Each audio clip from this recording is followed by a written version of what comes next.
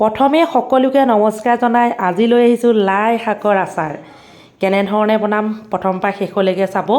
বনোৱাৰ আগত এইবিলাক চাফ চিকুণ কৰি ল'ব লাগিব, যিহেতু বালি ধূলি সোমাই থাকিব পাৰে বা কিবা পোক পৰুৱাও সোমাই থাকিব পাৰে, নহয়নে বাৰু?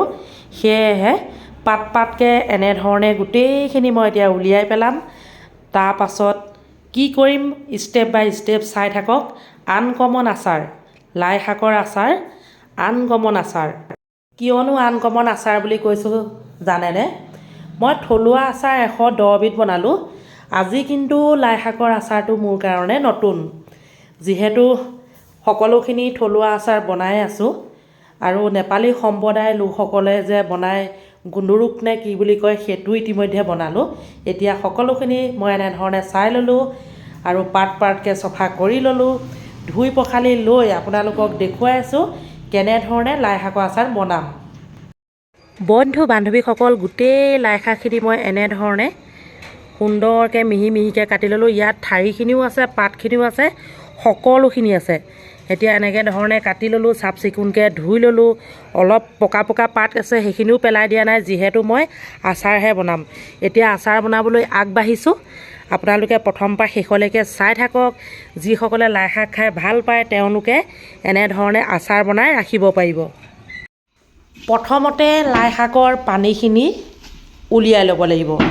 সেইটো আকৌ শুকান কেৰাহীত মই যি ধৰণে দেখুৱাইছোঁ ঠিক একেদৰে কৰিব লাগিব, তেতিয়াহে পানীখিনি ওলাই যাব বা পেলাই দিব পাৰিব। এয়া চাওক, বহুতখিনি হৈছে নহয়নে? ডাঙৰ কেৰাহীটোত একদম ফুল হৈ গৈছে। যেই নহওক, সোৱাদ অনুসৰি দি দিলোঁ নিমখ।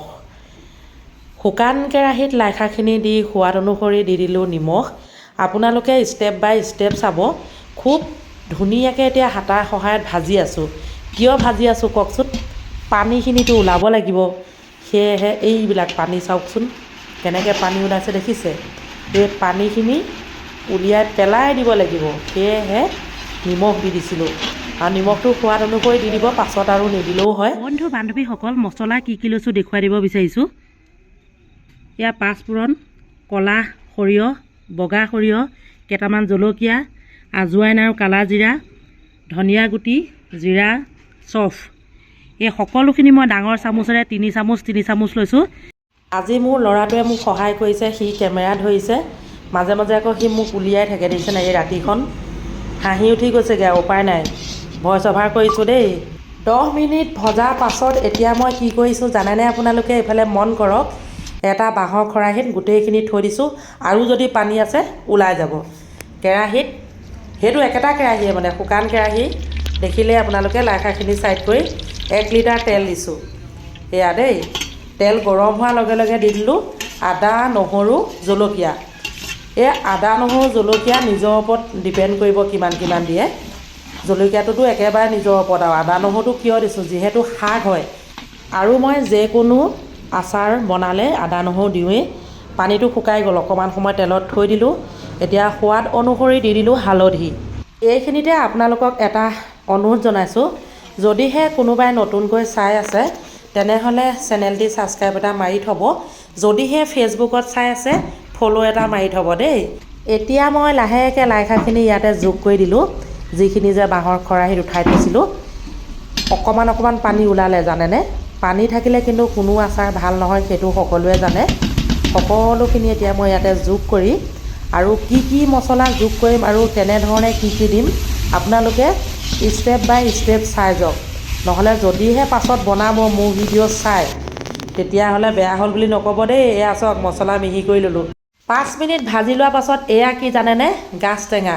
যিহেতু মই গাজ টেঙা বহুত থৈ দিছোঁ, আৰু যিটো পদ্ধতিত থৈছোঁ বহু দিনলৈ এনেধৰণে বগাই হৈ থাকিব। মই বহু দিনলৈ সংৰক্ষণ কৰিম বাবে গাজ টেঙা ব্যৱহাৰ কৰিছোঁ। আপোনালোকে ভিনেগাৰো ব্যৱহাৰ কৰিব পাৰে, তেতেলী টেঙা পানী ব্যৱহাৰ কৰিব পাৰে, নতুবা নেমু টেঙা পানীও ব্যৱহাৰ কৰিব পাৰে। তেতিয়া বহু দিনলৈ সংৰক্ষণ কৰি ৰাখিব পাৰিব, বেয়া নহয়। ইয়াতে তেল আৰু অলপ লাগিব। বন্ধু বান্ধৱীসকল, ভোট জলকীয়া এনেধৰণে মই নিমখত ভৰাই থৈ দিওঁ, সেয়েহে এতিয়া আচাৰত দিব পাৰিছোঁ। চব মানে নিমখটো দিব নোৱাৰি, অকল ভোট জলকীয়াখিনি।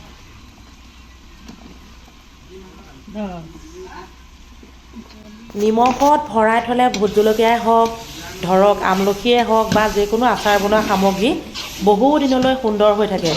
এতিয়া মই আৰু 4 মিনিটমান ভাজি দিম, কেলৈ যদি ক'ৰবাত অলপ চলপ পানী আছে সকলোখিনি শুকাই যাব। আৰু গেছ অফ কৰি দিলোঁ। এতিয়া মই কি কৰিম জানেনে, এই যে মিহি কৰি থোৱা মছলাখিনি সকলোখিনি ইয়াত এতিয়া এৰি দিলোঁ। মানে এই মছলাখিনি গেছ অফ কৰাৰ পাছতহে দিব লাগে, তেতিয়া ধুনীয়া ধুনীয়া গোন্ধাই থাকিব, নহয়নে বাৰু? এয়া চাওক, আৰু অকণমান সময় এনেধৰণে মানে গেছ অফ কৰি থোৱা আছে, তথাপিতো মই অকণমান ভাজি দিছোঁ। কেলৈ মছলাখিনিতো মিশ্ৰণ হ'ব লাগিব, তেতিয়াহে টেষ্টি লাগিব, নহয়নে বাৰু? কেনেকুৱা লাগিছে বাৰু আপোনালোকৰ চাই? যদি কোনোবাই নতুনকৈ চাইছে আকৌ এবাৰ কৈছোঁ, ছাবস্ক্ৰাইব এটা মাৰি থ'ব দেই। এয়া ইতিমধ্যে এতিয়া মই মানে সকলো মছলা মিশ্ৰণ কৰি হৈ গ'ল। এতিয়া কি কৰিম আপোনালোকে চাই থাকক। যিহেতু এইটো ভিডিঅ' মই ৰাতি বনাইছোঁ, প্ৰায়ভাগ ভিডিঅ' মই ৰাতিয়ে বনোৱা হয়, যে নহওক এতিয়া এইটো কেৰাহীতে মই গৰম তেল অলপ ব্যৱহাৰ কৰিম, মানে গৰম কৰি আছোঁ নহৰু দি। সেই তেলখিনি ইয়াতে যোগ কৰি ৰাতিটোৰ বাবে এনেধৰণে ঠাণ্ডা কৰিম। তাৰপাছত এটা চিচাৰৰ বৈয়ামত ভৰাই থ'ম। চিচাৰৰ বৈয়ামটোত কিন্তু একেবাৰে ফুলকৈ ভৰাই নিদিব দেই। আচাৰখিনি বৈয়ামত ভৰোৱা পাছত ওপৰতে অলপ মিঠাতেল দি থ'বচোন, তেতিয়া আৰু ভেঁকুৰ নাহে। আৰু মাজে মাজে চেক কৰি থাকিব, ৰ'দত দি থাকিব। আপোনালোকৰ পচন্দ হৈছে নাই লাই শাকৰ আচাৰখিনি? যদি পচন্দ হৈছে লাইক কমেণ্ট কৰি দিব আৰু শ্বেয়াৰ কৰি দিব দেই। আৰু কিবা যদি জানিবলগীয়া থাকে আপোনালোকে মোক কমেণ্ট কৰিব, সকলোখিনি কমেণ্টৰ উত্তৰ দিম। কমেণ্ট বক্স খোলা আছে। শেষলৈকে ভিডিঅ'টো চোৱাৰ বাবে মোৰ চেনেলৰ তৰফৰ পৰা বহুত মৰম যাচিলোঁ। আচাৰখিনি বনোৱা পদ্ধতিটো কেনে লাগিলে জনাব। আজিলৈ আহিছোঁ, বাই বাই।